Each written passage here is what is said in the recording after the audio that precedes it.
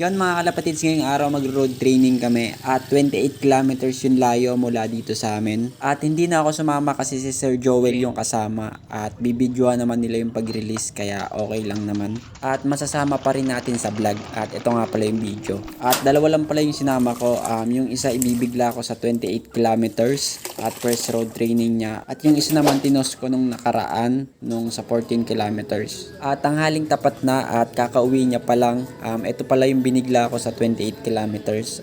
Alam kong kaya niya naman na makauwi kasi matanda na tong kalapating to. At ito yung first road training niya at yung isa hindi ko na videoan kasi maagang umuwi. At papapasukin na natin siya.